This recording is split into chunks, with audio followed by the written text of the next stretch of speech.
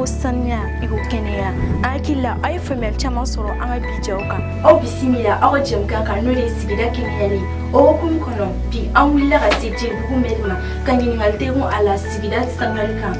walima mairie jɔyɔrɔ ye jumɛn ye sigida sanuyali kan an ka équipe ye mun sɔrɔ o la aw ni an ka jɛ k'o lamɛn ɲɔgɔn fɛ. Mairie bɛ nafa min lase jamanadenw ma assainissement ko la n'i y'a lajɛ a nafa ka bon a ka ca a waleyali fana ka ɲi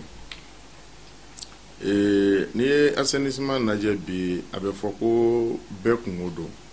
parce que an b'o de fɔ n ko mouvement d'ensemble de don mouvement d'ensemble ye mun ye bɛɛ ka dɔ kɛ a la parce que ni e y'i ta kɛ ni y'a ta kɛ ni ne man ta kɛ a jɔyɔrɔ bɛ dɔn o de la dutigiw b'u ta kɛ carré fana olu bɛ jɛ ka carré ta kɛ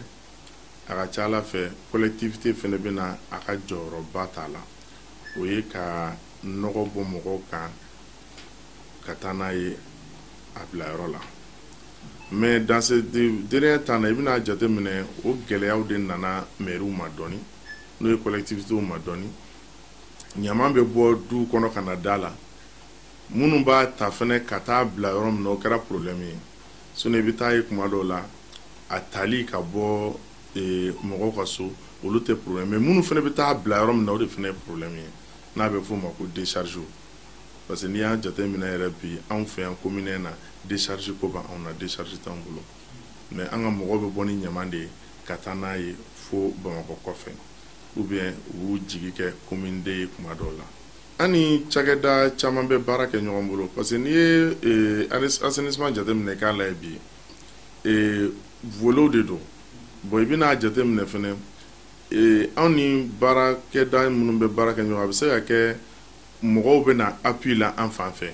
minnu bɛ na k'a fɔ bon monsieur le maire an y'a kanu an bɛ fɛ ka nin assainissement kɛ nin yɔrɔ la bi an b'a kanu an bɛ se ka an n'olu bɛ ɲɔgɔn dɛmɛ a la o bɛ se ka kɛ u b'a fɔ matériel b'an jɛ an bɛ matériel ɲini ka di dɔ ma dɔw b'a fɔ bon a fangala baara an b'a kɛ aw bɛ fɛɛrɛ kɛ aw bɛ n'a cɛ an bɛ nin bɛɛ baaraw kɛ mais en vrai dire kuma caman anw ka communication de tɛ kɛ minnu bɛ se k'a to an bɛ baara minnu na a bɛ se ka ye cogo min na sinon i bɛ action caman ye ani direction nationale yɛrɛ bɛ caman fana kɛ hali bibi n'i y'a jateminɛ k'a lajɛ assainissement ba min bɛ ɲɔgɔn kɛnɛma bi ni ɲɛ b'a lajɛ État ka baara don direction nationale de bɛ k'a bɛɛ piloter bon an bɛ bɔ a bɛɛ fana kalama caniveau ninnu élargissement parce que caniveau caman kun bɛ bi u dimension kun ka dɔgɔ mais bi u nana caman kɛ 1 mètre 20 ye bon caniveau kɔni mana kɛ 1 mètre 20 ni kɔni y'a jateminɛ ji mana na cogo cogo a ka ca Ala fɛ a bɛ se ka tɛmɛ o yɛrɛ ye norme ɲɛnama dɔ de ye bi an ka carré kɔnɔnaw lajɛ n'i ye goudron da ninnu caman lajɛ bi a bɛ goudron bɛna bila Fajigila la ani k'a bɔ Jelibugu fɛnɛ na ka taa Bankɔni na n'i y'a lajɛ Korofina kɔnɔna la a ka ca Ala fɛ caman kɛra a yɔrɔw la u bɛ yɔrɔ caman fɛnɛ na hali bi baara ninnu bɛ sen na caniveau labɔw bɛ sen na caniveau dilanw fɛnɛ bɛ sen na an bɛ se k'a fɔ an ka commune kɔnɔ anw ye dɔɔni sɔrɔ a la parce que a bɛ ka ɲɛ anw ma ji sigiba minnu bɛ yen bi caman bɛ ka bɔ o fɛnɛ na an bolo ani service caman bɛ baara parce que service déconcentré fɛnɛ bɛ an dɛmɛ olu fɛnɛ ka appui fɛnɛ bɛ an ye baaraw bolo kan o la an b'a to assainissement ka bureau yɛrɛ fɛnɛ b'an fɛ yen an n'olu bɛ baara caman kɛ ɲɔgɔn fɛ baara in kɔnɔna na baarakɛminɛn in bɔyɔrɔ ka ca baarakɛminɛn in bɔyɔrɔ ka ca an mago bɛ se ka jɔ peliw ni burɛtiw ni pikasiw ni fɛnw na i bɛ taa ye kuma dɔ la mairie yɛrɛ ka baarakɛminɛn na mairie bɛ dɔw san ka stocker i bɛ taa ye kuma dɔ la partenaire dɔw fɛnɛ bɛ na tuguni olu fɛnɛ bɛ se ka na dɔ d'anw ma i b'a ye kuma dɔ la concours dɔw fɛnɛ bɛ kɛ tuguni n'o concours fɛnɛ kɛra hali concours dɔw tun bɛ yen ko madame propre ninnu fɛnw na olu bɛɛ b'an dɛmɛ a fɛnw na tuguni bon quinzaine de l'environnement ninnu fɛnɛ na tuguni i bɛna ye tuguni o dɛmɛw fɛnɛ bɛ na bon particulier dɔw fɛnɛ bɛ yen tuguni ni relation ɲuman b'an n'u ni ɲɔgɔn cɛ kuma dɔw olu fɛnɛ bɛna dɛmɛw fɛnɛ d'an ma tuguni parce que chaque fois i bɛna ye chaque week-end i bɛna ye jeunes dɔw de b'u regrouper u bɛ na bon an bɛ fɛ k'an ka caniveau labɔ mais moyen t'an bolo an fɛnɛ b'a fɔ bon an ka moyen kɔni ye parce que nin sɔrɔla nin na an bɛ damadɔ d'u ma fɔlɔ an kun y'a kɛ an b'a d'u ma wagati dɔ fana an nana kɛ n'u taara u bɛ baara kɛ u bɛ tila ka na n'a ye mais u bɛ taa sɔrɔ a caman tiɲɛna o la n'aw bɛ se ka min d'u ma u yɛrɛ b'o bila u bolo kɔrɔ a ka ca ala fɛ chaque fois u bɛ se k'o utiliser u tɛ se aw ma a fɛnw na tuguni solution min b'an bolo sisan n'an bɛ ka taa un peu vers ça parce que an ni Jalakɔrɔji kun ye jɛɲɔgɔnya dɔ kɛ parce que a fɔra commune minnu ni minnu ka surun ɲɔgɔn na minnu ye bɔdaw ye aw b'a lajɛ partenariat dɔw bɛ se ka tɛmɛ aw ni ɲɔgɔn cɛ depuis un bon moment an y'u lajɛ mais pas plus tard que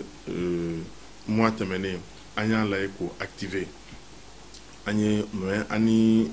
partenaire wɛrɛw de b'o baara fɛnɛ na ɲɔgɔn fɛ olu yɛrɛ ye investissement ɲɛnamaba k'o la a bɛ Jalakɔrɔji commune de la u taara lajɛ yɛrɛ o don o ɲama minnu b'an fɛ yan a bɛ se ka taa yen cogo min na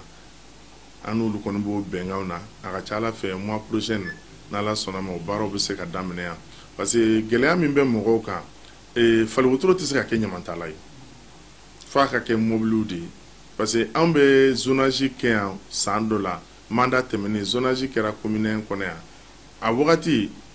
i bɛ taa sɔrɔ k'a lajɛ mɔgɔ min tun bɛ baara kɛ baara yɛrɛ kɛli la bibi na commune 1 na n'i kun ye a jateminɛ k'a lajɛ fɛn min bɛ GIE min bɛ yan a tun bɛ taa GIE 34 na mais bi o GIE de taalen do i jɔ fo GIE 24 na ça veut dire que temps bɛɛ effacé ka bɔ a la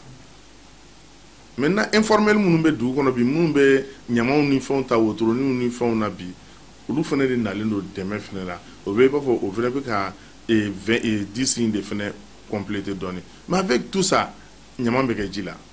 avec tout ça ɲama bɛ kɛ carré kɔnɔ avec tout ça ɲama bɛ kɛ caniveau kɔnɔ bon n'i y'a jateminɛ k'a lajɛ an fana hakili la sensibilisation fana magoba de b'a la aw filɛ ka baara min kɛ nin ça va permettre à d'autres aussi de comprendre que k'a fɔ ko bɛɛ ka ɲama y'i ta de bɛɛ ka ɲama y'i ta de mais an tɛ sɔn an ka ɲamaw tigiya kɔrɔ an b'a ta k'a bila mɔgɔ wɛrɛ de kun ne dun y'a bila mɔgɔ wɛrɛ kun a bɛ taa mɔgɔ wɛrɛ de fana tɔɲɔ e de b'a produit an bɛɛ bɛ ɲama produit bɛɛ mais an si tɛ sɔn a ka to an ka so mun na janni kɔni ka taa cogo sɔrɔ ne hakili kan k'i ta mara fɔlɔ de k'a labɛn k'a ɲa o b'a permettre yɛrɛ e yɛrɛ bɛ se ka ɲama in yɛrɛ tila fo tilayɔrɔ 3 parce que bɔgɔ min b'a la i bɛ se k'o bɔ a la mana minnu b'a la i bɛ se k'o bila papiyew ni fɛn minnu fana b'a la olu bɛ se ka k'a d'a ma mais nama tɛ trier anw fɛ yen an b'a bɛɛ cɛ dɔrɔn k'a bɛɛ fara ɲɔgɔn kan dɔrɔn k'a bɛɛ bila bɔrɔ kɔnɔ ou bien k'a bila fɛn kɔnɔ a bɛ toli a bɛ tiɲɛ ɲamɔgɔw bɛ tɔɲɔ dumunitɔw ni fɛnw bɛ bɛ na alors que ɲama t'o fɛn ye ɲama kan ka tila de k'a bɛɛ lasigi n'i y'a bɛɛ dun tila k'a bɛɛ lasigi wa a si t'i tɔɔrɔ a si t'i tɔɔrɔ a si tɛ tiɲɛni kɛ fɛnɛ hakili la olu hakilinaw de kan ka sabati dɔɔni dɔɔni ka ɲɛfɔli k'olu la ka formation bɛ boloda o fɛ mɔgɔw ye dɔw b'a kan parce que dɔw bɛ ka mɔgɔw sensibiliser mais sensibilisation in a ma sa a niveau la hali bi an mago bɛ min na a ma s'o la o la toujours hali an bɛ partenaires ɲini vraiment mɔgɔw an ka taa un peu vers ça a b'a permis mɔgɔw bɛ faamuyali k'a la ɲama bɛ se ka kɛ fɛn ɲuman ye dans l'avenir quoi o yɔrɔ bɛ yen welewele kan ti ban an bolo k'a ɲɛfɔ mɔgɔw ɲɛna parce que an bɛ baara min na bi anw b'a la sini mɔgɔ wɛrɛw fana b'a la assainissement dun ye don o don baara de ye assainissement ye don o don baara de ye parce que i man ka ɲinɛ a kɔ i man ka sigi ni assainissement yɛrɛ bɔ collectivité ka baara yɛrɛ la baara tɔ b'i dɛn o la a sɛgɛn ka bon don o don a tɛ dɔn fɛnɛ parce que ale bɛ produit don o don de o de la an b'a fɔ ko mouvement d'ensemble don semaine tɛmɛnen mɔgɔw y'a ye réseaux sociaux ni télé la bonne volonté dɔ n'o ye Fatumata Batuli Ɲangi a nana Bangɔni na ani Bukasonbugu la ka na ka ɲamanton 2 bɛ yen min yɛrɛ ye Ayidara ka sira yɛlɛnyɔrɔ ye n'o kɔkɔnɔna ye u nana k'o bɛɛ labɔ k'a ɲama bɛɛ cɛ bi n'i taara yɔrɔ la bi i bɛ content mais ɲama tun bɛ yen f'a tun bɛ ka yɛlɛ goudron kan alors que caniveau dilanna minnu fana minnu bɛ yen tuguni direction nationale de la route fana bɛ baara min na fɛ a tun bɛ k'o empêcher mais bi depuis ɲama bɔra yen dɔrɔn sira ɲɛnama sɔrɔla o yɔrɔ la u bɛ k'u ka baara kɛ u fɛnɛ ma an bɛ bonne volonté wele toujours